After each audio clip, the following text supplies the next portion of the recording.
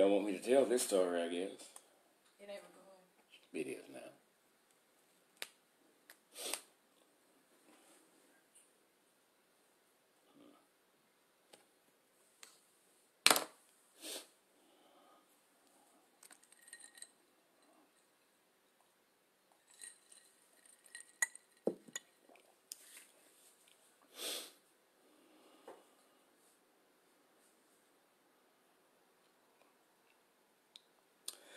Good evening. I'm Al Scott with Injustice Investigations. We apologize. We lost connection a couple of minutes ago. Again, this is breaking news on the alleged attack of Empire's actor, Jussie. About 20 minutes ago, we received an email. Give you a quick update, on how we got to here.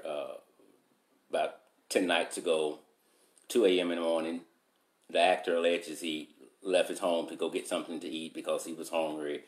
He went to Subway, got a sub sandwich, got a salad, and proceeded to go home. He was met by two white men with ski masks on. I don't know what's going on with the connection tonight, but they had a rope around their neck. One of them had a container, and the container was filled with what we believe to be bleach.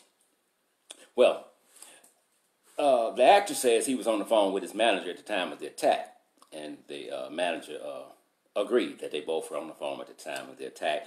But for whatever reason, they did not want to release those cell phones over to the investigators so they could see what was in there. That anything could help, apprehend the two alleged perpetrators in this alleged hate crime, is what the authorities are calling it. That it can be considered an alleged hate crime because he alleges they was throwing out racial and homophobic slurs. Well, they didn't find the bleach that night. They didn't find the container that night. They didn't find the two individuals that night that was walking up and down Chicago, Illinois Street at 2 a.m. in the morning. It was extremely cold with a black outfit on, with ski masks on and a rope around the neck and the bleach, looking for a gay black man. Jussie happened to show up on the scene. Well, saw Jussie, but didn't see the alleged attackers. Didn't see him.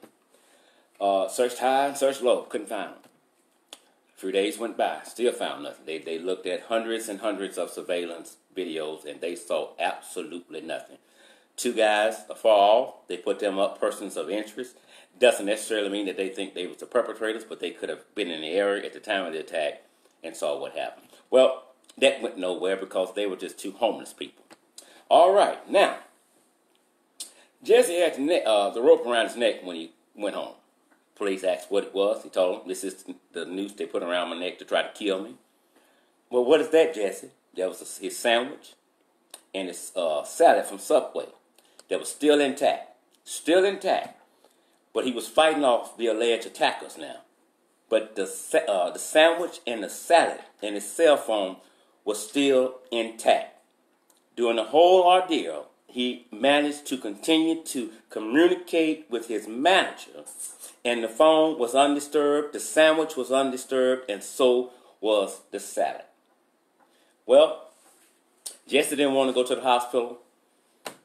Detectives insisted that he go, and so finally he went to the hospital. Before I go too far, might need to make a note. They waited 42 minutes after Jussie had returned home before they decided to call the police. Why? I have no earthly idea. But a little while ago, here we go. A reporter from the New York Post says, I found it. I found the bottle with the bleach in it. The police missed it. The detectives missed it. Everybody missed it, but this New York reporter said, I have found the hot sauce bottle. A hot sauce bottle? Thought it was a damn container. Now it's a hot sauce bottle, but guess what? It still had the smell of bleach in it. Let me tell you something. Jussie going to jail, and that reporter going to jail, because everybody lying. Everybody lying. The reporter just found the bottle, and it still had the scent of bleach in it. That makes no earthly damn sense whatsoever. Now Jussie and his manager have decided to release the cell phone to the investigators. But they don't have to do that. They've already pulled the records. This is a lie. I know y'all don't like to hear this because y'all like to act and stuff. And he's a good entertainer. He's a wonderful actor. He's acting now. He's acting now. And that New York reporter, I went behind the police officer, I'm reading it here, to see if I could find something that they missed. And I found a bottle.